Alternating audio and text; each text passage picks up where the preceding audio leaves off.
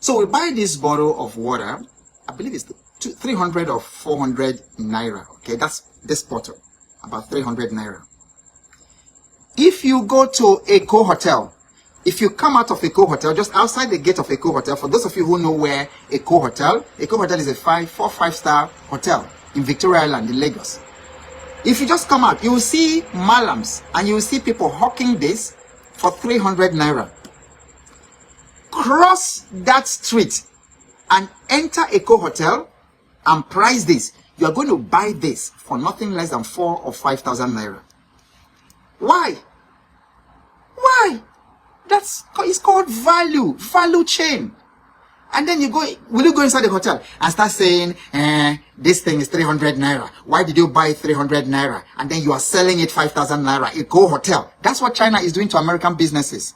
And that's absolute nonsense. Let's talk about the trade war going on right now and why I stand with America and not China.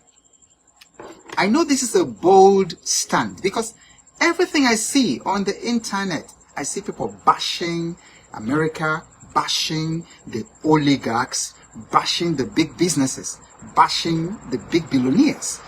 That's common. But I'm going to take the unpopular side. And I'm going to give you 3 reasons why I stand with America on this. Now, you probably have been seeing all these videos by Chinese manufacturers on TikTok. For the past 2 days, anytime I opened my TikTok, the feed has been, hijacked, like totally hijacked by Chinese manufacturers, exposing the big American businesses and how they are ripping everybody off and all that. How America will buy the bags for $20 and then Louis Vuitton will slap its logo and then sell it for $30,000.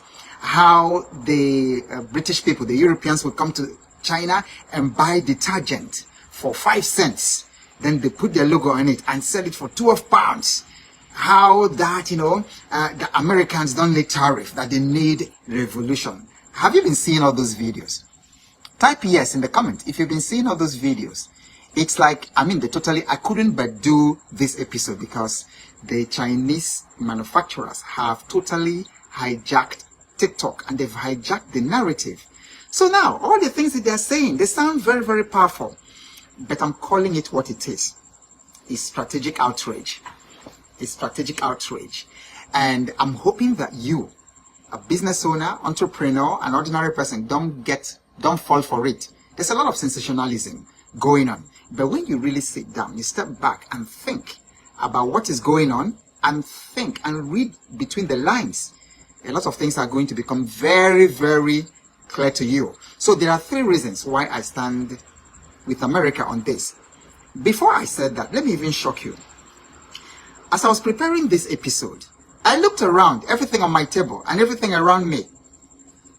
This is, in all likelihood, made in China. This is in all likelihood made in China.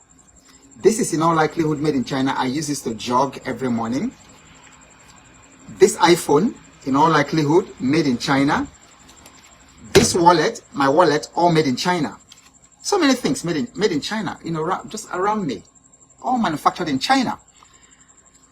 But there's a difference. They were made in China, but I bought all of this physically in the United States. I bought all of this physically in the United States. Some of them I ordered from Amazon while I was in the US. Some of them I went into the physical stores, Target, Walmart, and some of these other stores and bought them. And I'm going to tell you why that is important, okay? Because we're not saying that China is not great at manufacturing. We're not saying that they are not great at skills. In fact, in many ways, many Americans who have been traveling to China actually go to China, and when they get back to the United States, they say in the light of the advancements, the technologies that they've seen in China, that America is a third world country compared to China. But here are 3 reasons why I still stand with America. And then at the end of it, I'm actually coming to you, entrepreneurs, small business owners, professionals. I'm actually coming at you. So at the end of it, because somebody was saying, I want to see who is going to win this war. But I have a different attitude. I'm not there folding my hands waiting to see who is going to win this war. So, but there are 3 reasons why, in spite of that, I still stand with America on this. And am I saying that America and American businesses are saints? No, they are not saints. But here's my reason number 1. I don't trust China. I do not trust China. Type in the comment section, do you yourself trust China? You know, this, the Chinese have done serious subtle damages in Africa in the same proportion as the underdevelopment and then the damages that the colonists did in Africa.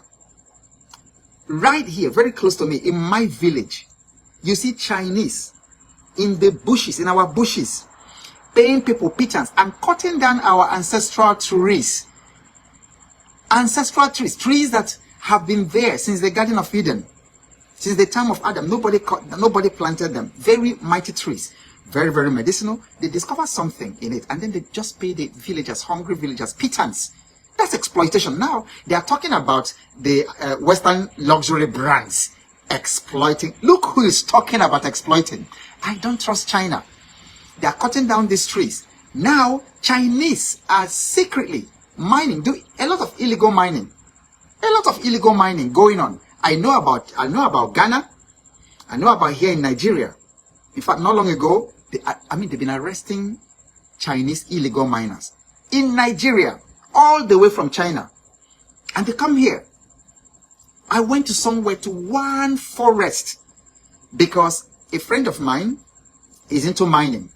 And then he wanted me to accompany him to a mining concession that somebody got, and then wanted him to consult for him to set up all the infrastructure there. Ladies and gentlemen, we drove. It was in Ogun State. We drove until we couldn't. Of course, we had SUV. We had a sport utility vehicle because of the 4-wheel drive thing. We got to a point where we couldn't drive further. And you see the significance of why I just told you this in a moment. So we had to go on foot into this forest. Ladies and gentlemen, when we got there, in the middle of the forest, there was this mighty Chinese quarry. Mighty quarry. In the middle of the forest, where you will never see it, except you use satellite image. So they are in our forests, quietly making millions of dollars every single day from our forests, and we don't know about it. And you're talking about exploitation, and Chinese manufacturers are telling you about exploitation. I don't trust those guys. Is it 1 or 2 or 3? Now, because there are certain things, American manufacturers, American businesses, and they are not saints. But there are certain ethical lines that Americans will never go. Look at the trouble with Halliburton and bribery in Nigeria. So even if you're an American company, even in foreign countries, they watch you. They watch you. You can't violate certain American. And I worked with an American company myself. I worked with Chevron, and I can tell you how that company used to tread on eggshells. Not even because of Nigerian law, but because of United States laws and policies. You can't just do anything. But Chinese, there's no accountability. They do anything. They are just, so they have a different level of morality that you can't even call morality. So when the China become like the moral voice of global capitalism, give me a break. That's number 1. I don't trust Chinese. Neither do you. Okay, so now I'm not here to bash them, but you see, I'm just telling you that this is what it is. They are efficient. They are highly advanced technologically. They are very, very cost effective and all that. But these people too. Another major reason why I don't trust Chinese, they have no standards and they have no principles. Now, I told you that I bought all these things. I travel to America quite often. I worked with American companies, later worked with Stanford University and all that, plus a lot of family things. Now, I bought all this in America. excellent, high quality products. This wallet, I've used it, God knows, for maybe since 2019 or something like that, and it's still going strong. In all likelihood, these things were made in China. In all likelihood, they were made in China, but they are very, very high quality. But it's not so with the things that they ship to us in Africa. These people ship shitty products to us. So I don't know whether it is economic racism or whatever you call it. But also, our own traders, African traders, go to China and they say, oh, this thing, don't make it, whatever, just put half, or, just put 25% of the active whatever. So we have people who go to China. I went to buy, in the days I was using a PC. Oh, not PC. I mean, non-Mac product. I use Mac. Now, I had this HP laptop that was always having problems with battery. So I went to Utiba in Ikeja. That's a place where you find all kinds of goods. And then there are all these importers, people who bring in these things from China, laptop batteries. So I went to one guy who knew me very well, and because he knew me and respected me, and he was familiar with my work because he had been following me on television and all that. So as a sign of respect, this man called me. He had batteries, laptop batteries all over the shop. Full. He branded it with his name. But he told me, oh, well, no, don't buy this one. That I have something coming in 2 weeks. I will give you that one. But he was selling it to people. Made in China, looks exactly the same like what you'll find in the US. But you use it for 2 weeks, it dies. So how can you trust people like that? And they are the ones having the moral grandiose to start talking about American or Western businesses. No, I do not trust them. Okay, reason number 2. Okay, so I've already mentioned it, but reason number 2, pay particular attention, especially if you're a business owner, business-minded people, because a lot of people are doing, what do they call it? Is it moral posturing, or what do they call it? Virtue signaling. These people, they buy $20 from us, and then they sell it for $10,000. Give me a break. Have you heard about value chain? Look at this water. You see this water I have here in Nigeria? So we buy this bottle of water, I believe it's 300 or 400 naira. Okay, that's this bottle, about 300 naira. If you go to Eco Hotel, if you come out of Eco Hotel, just outside the gate of Eco Hotel, for those of you who know where Eco Hotel is a 4-5-star hotel in Victoria Island in Lagos. If you just come out, you will see malams and you will see people hawking this for 300 naira. Cross that street and enter Eco Hotel and price this. You are going to buy this for nothing less than 4,000 or 5,000 naira. Why? Why? It's called value chain. And then will you go inside the hotel and start saying, this thing is 300 naira. Why did you buy 300 naira? And then you are selling it 5,000 naira. Eco Hotel. That's what China is doing to American businesses. And that's absolute nonsense. Because number 1, nobody forced you to go to Eco Hotel to buy this for 5,000 naira. Nobody forced you. It's right there outside. It's not that it's scarce. It's not that they hoarded it and then you can only get this water from Eco Hotel. It's right there outside. The Malam Savi, the people running in front of Eco Hotel, the people selling in traffic, they are hawking it. The people who make it are also there. The manufacturers are also there. Nobody forced you to go into Eco Hotel to buy this for 5,000 naira. So, how is that a problem? How is that a problem, dear Chinese manufacturers? So, there's something called value addition. When they buy it from you for $20, they do marketing. They do branding. When I entered Louis Vuitton store in Heathrow, so there's a Louis Vuitton store in one of the gates in Heathrow. So that gate is if you're transiting from UK to America from Lagos, or you're coming back, you pass through that gate. I forget what that gate is, but those of you familiar with Heathrow Airport, you know the Louis Vuitton store there. When you get in there, you see very highly trained young women, smartly dressed. Nobody is aware. In fact, what they are putting on, the suit and the way, is just different. And the way they talk. That store is open. Nobody forces you inside. Nobody puts a gun to your head and say, buy that. So I entered that store. I priced one little lady's bag. And then they say $4,000.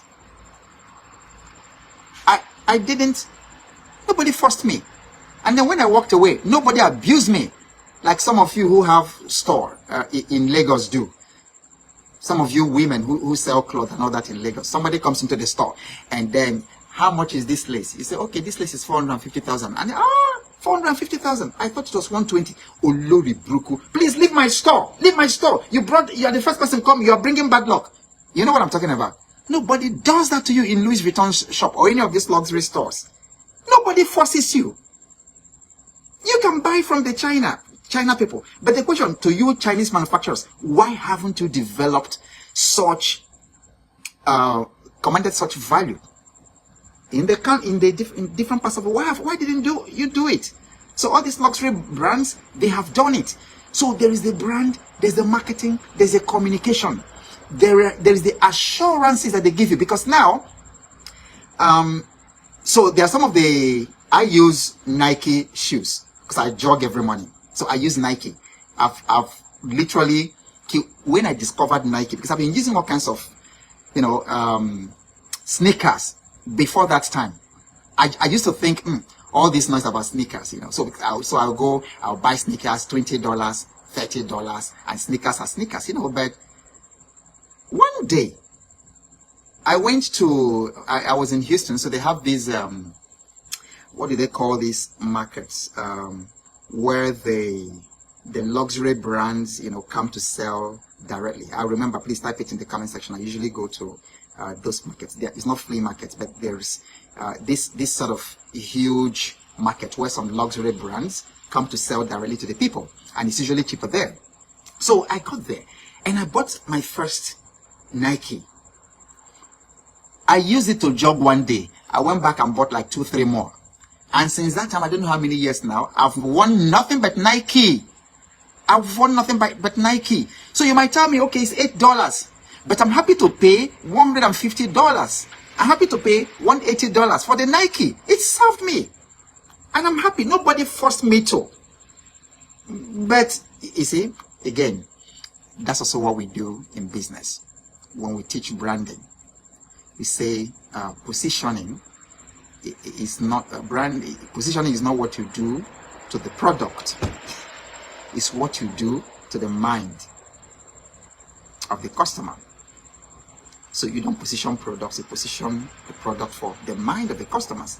So for some reason, I'm sold with Nike. I'm sold with Nike.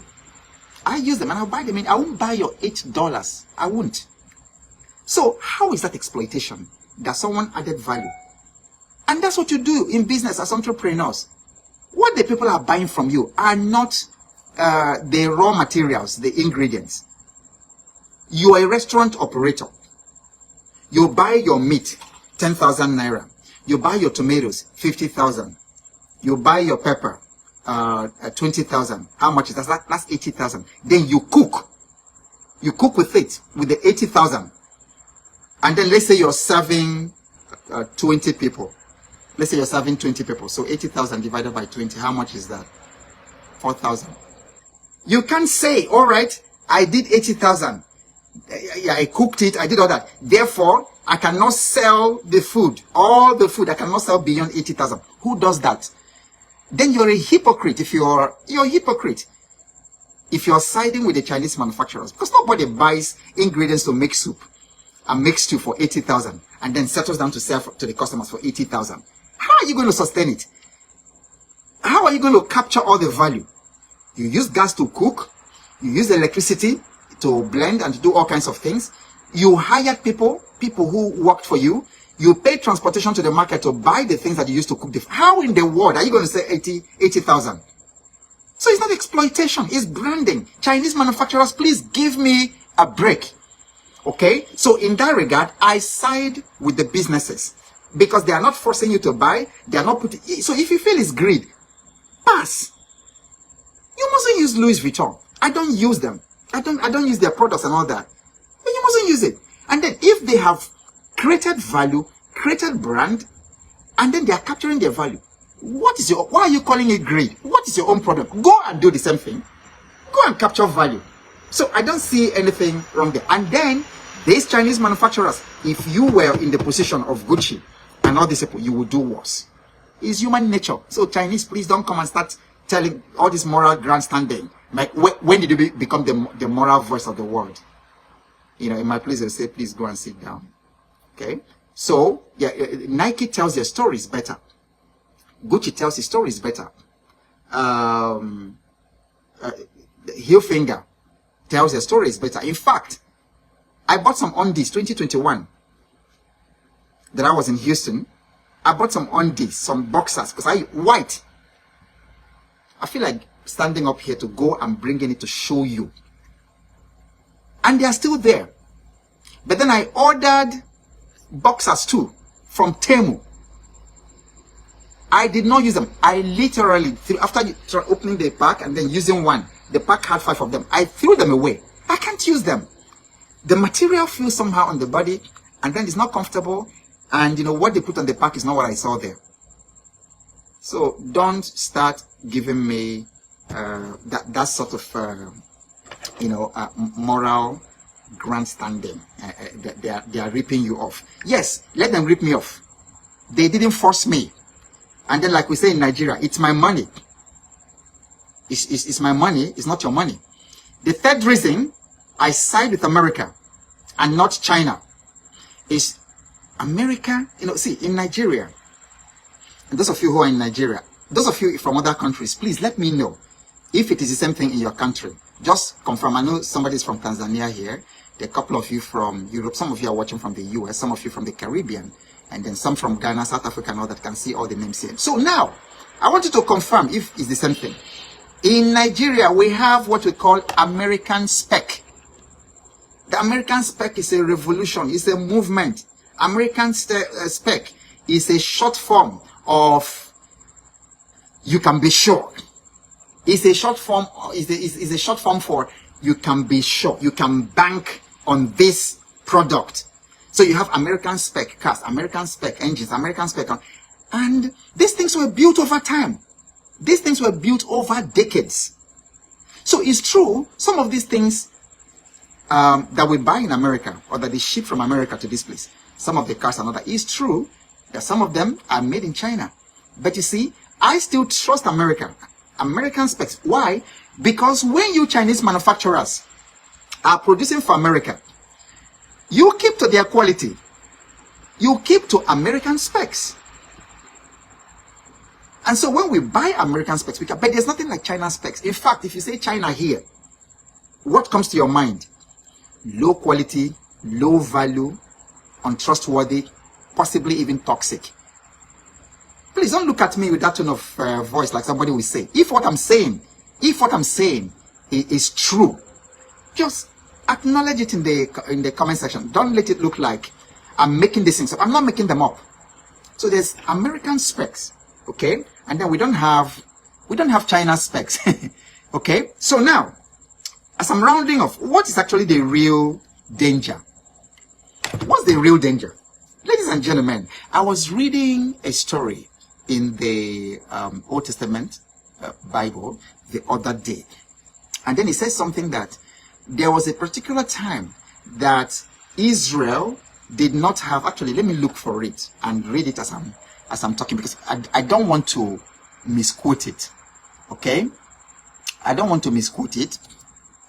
Then you will see exactly why the world is where the world is today. The world had been before, and it's very, very scary because we are getting to that place. Okay. So this is what is said. This is what is said. Listen very carefully. This is important. Okay? So, it said, not a blacksmith could be found in the whole land of Israel, because the Philistines, their mortal enemy, had said, otherwise the Hebrews will make swords or spears. Let me read another translation. It says, there were no blacksmiths in the land of Israel in those days.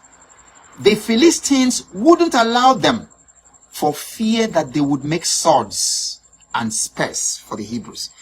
Do you know how important? Do you know do you see that the scripture is full of wisdom? That's where America found itself, and that's what the whole world is going to find themselves, or already found themselves, because you discover that in 2020 during the pandemic, America the Great, United States of America could not make face masks. That is how dependent they have become on China. Face masks. The great United States of America couldn't make face masks. Toilet paper at some point wasn't even available. And so, the Philistines, just like the Chinese of those days, said, don't let these people have a manufacturing backbone. Don't let them have industrial, let's not allow them to have industrial backbone. How did they do it? Unbalanced trade. Subtle manipulations. And they said, because if we allow the Hebrews, if we allow the Jews to have industrial backbone, they will be able to make swords. They'll be able to make defense. They'll be able to make airplanes. They'll be able to make bombs. They'll be able to make whatever. Therefore, a country that does not manufacture is a vulnerable country. Type it in the comment section. So forget even America. Any of you, Nigerians import everything, including toothpick. And we have engineers, first-class engineers, mechanical engineer, electrical engineer. Engineer just in the mouth. Everything is imported from that same China. So you see what happened in 2020? Many countries were broken because the value chain, things couldn't move out from China. Because of it, entire industries were stranded and entire countries were stranded. This is what is going on right now as you are cheering the Chinese manufacturers. This is what's going on right now. Now they're already offering you, oh, come buy from us. Come buy directly from us. Don't go through those middlemen. Don't go through those oligarchs. Come buy directly. And then you are happy. You are cheering. You are happy. You're sending your money. You're buying. Until there'll be no single blacksmith, no single industrial or manufacturing capacity. How can you survive without manufacturing? That's why the African countries are the way we consume everything. We don't manufacture anything. That's why our currencies will remain very, very weak. That's why we will never be able to compete, because we're not manufacturing. We are bringing in everything from China. I don't want to vex tonight, but I don't really know. I've been waiting for somebody to say this, and nobody was talking about it. Rather, everybody is happy. Yes, they are exposing them. They are exposing the luxury brands in the West. They are dropping time bombs and things like that. And everybody's happy. And I've been waiting for somebody to say this, and then nobody has said it. Everybody's just celebrating. Even Americans themselves are happy, cheering China. My goodness. I'm not an American, and I can't love you or love your country more than you, and I can't cry for your country more than you can cry for. But many of you, I'm shocked. I just sit by the sideline, and I'm like, can't these people even get it? Can't these people even get it? You're cheering. Oh, they're exposing them. You're cheering. Instead of you to learn from it and cooperate with your government to bring some self-sufficiency back to you. Back to you. Yes, and bring back those jobs. Anyway. Okay, so if this has been very helpful to you, I want you to type in the comment section what your aha moment is. And then more importantly, what are you going to do about this? Don't just sit in the sidelines. I'm not sitting in the sidelines. For me, I'm seeing incredible opportunity. I'm seeing incredible opportunities in the value chain, the global value chain. And I want to see how I can position myself, how my businesses can, how my clients can position themselves in the changing global order. Things are being shaken. Things are not going to remain the same. So the question for you is, where do you fit into all these things? Are you just the one consuming videos and consuming Chinese manufacturer videos on the internet, or just watching videos and whatever and comments? Or are you an active observer in what is going on? And then what are you going to do about it? So type in the comment section what you are going to do about it as a business owner, as an entrepreneur, And if you're a government leader listening to this, type in the comment section, what are you going to do about it? Because the most scary thing, when I read that scripture, that the Philistines, the enemies of the Hebrews, made sure that they did not have blacksmiths. I think that should be an aha moment for somebody. Make sure that they did not have blacksmith. They didn't allow them. They actively did not allow them to have manufacturing.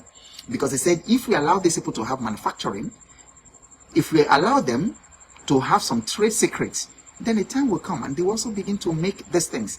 That's history. This thing happened like 3,500 years ago, and it's repeating itself today. Anyway, if you haven't joined the Financial Fitness Challenge, where we talk about these things and then where we help small business owners and professionals to diagnose their finances and to plan a way to make it in this world. Because as my 85-year-old mentor told me, no one can become rich except another person shows you. That's what we do in the Financial Fitness Challenge. So send a message to the WhatsApp number in the description for enrollment details, and then I'll be looking forward to seeing you in the group. Meantime, whatever happens, keep showing up, because you have no idea what's coming your way next. Talk to you same time tomorrow.